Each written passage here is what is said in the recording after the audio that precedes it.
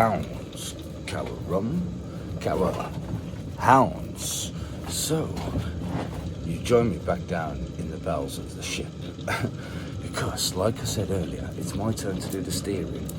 And it's still absolutely hammering it down up there, man. I'm just hiding, like I say, everyone's asleep. And I reckon it will just go around in circles. So, I'm sure it'll be alright. And what I figured was, I may as well get down here, just in case the rum falls onto the floor and breaks. You know, somebody should be here in case. So, yeah, that's what we do. And look what I found. So, Dead Man's Fingers. So, yeah, British brand from St Ives in Cornwall. And yeah, this originated from a crab and rum shack, believe it or not, right? And the guys there at the crab and rum shack decided they wanted to make their own blend of rum. And when they decided that, they chose two different Caribbean rums that they blend, and then they flavour it with their own flavours, right? So it's kind of like what all these like botanical kind of rum companies do and that and stuff. So it's, you know, but yeah, so I tried this and I really like it, and that's the reason I wanted to do my first video on it, because it's like my favourite spice rum at the moment. So this will kind of set the benchmark, you know what I mean, for like the rest of the videos, I suppose. So yeah, let's talk about the name first, Dead Man's Fingers. So I think a lot of people think that comes from you know, like the fungus is it, that grows out of the floor of the woods, because if you go on Instagram, right, a lot of people take photographs of that and tag Dead Man's Fingers in it, but if you go on the website, it's actually to do with the crabs, right? So when you prepare crabs to eat, you remove the gills because they don't taste very nice, and apparently years ago people used to think they were poisonous, right? So they used to call them Dead Man's Fingers. So that's what they named it after. Obviously, being a crab and rum shack, that makes sense, right? And apparently, this dude here in the skull is the last person to have ate the Dead Man's Fingers, right? Even though they're not poisonous. But anyway, right. So they didn't want to go with your stereotypical kind of nautical pirate theme. Right, so they just wanted to go with this Dead Man's Fingers in the skull. So yeah, they wanted to avoid things like, what is it? Where is it? Oh yeah, things like that. You know what I mean, like bandanas and skulls and well, not skulls because they've got skulls.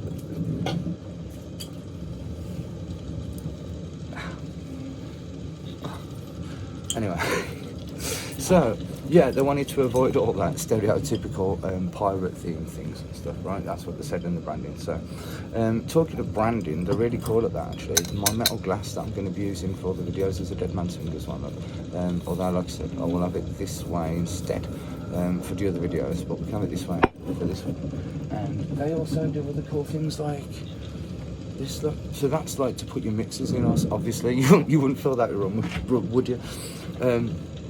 So yeah, cool things like that. So skull themed, yeah, and they do other flavours as well. So like things like that. That was the hemp flavoured one. I'll do a separate video on that one at some point. I'm not going to work my way through all the flavours of the Dead Man's Fingers because I think there's about like 8 or 9, maybe. I don't know. I ain't counting them, but there's loads, right? There's like hazelnut, pineapple, banana. God, there's like a strawberry one. There's a coffee one, there's a coconut one, you know what I mean? There's loads, right, basically. So, but anyway, the spiced one, flavours, right? So what do they talk about? They talk about saffron cake, caramel, vanilla, cinnamon, nutmeg, orange, raisins and black pepper, so loads of stuff basically that they talk about. But it did win loads of awards, this. So in San Francisco World Spirits Awards Gold for this year and last year. It won the World Spirits Awards Gold as well last year, and then I think before that it won 3 other awards between 2020 and 2021 as well. So it's won loads of awards. So yeah, it should be pretty damn good. That's what I thought. And when I tried it, I was yeah, I was impressed. So yeah, I think this is going to set the benchmark for all of the spiced rums or blended spiced rums, especially the UK brands. I think for most of these videos, right? So that's kind of why I wanted to do the first video on it anyway.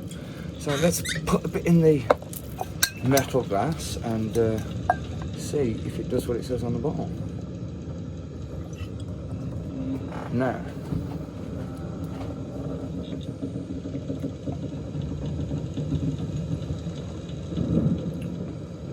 what I find with this, it's got a real nice warm spice to it to start with, right?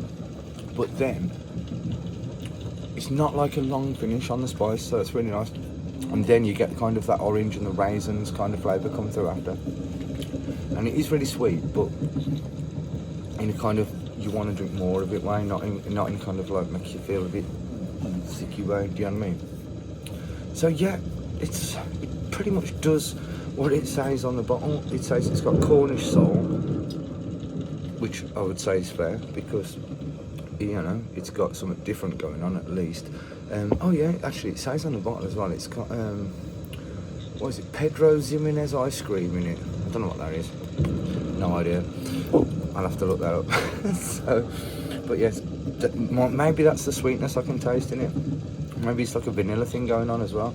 So yeah, it's definitely an interesting drink. I definitely recommend it. Not crap is the verdict, and yeah, we'll put that back before it ends up on the floor.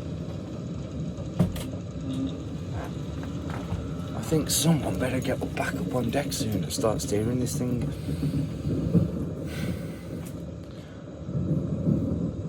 I might just wait here a bit longer. Have a rum, have a house, have a rum. So, yeah, it's the morning after the night before, and turns out if no one is steering a ship, they don't go around in circles. Apparently, they go off course, and everyone gets really angry.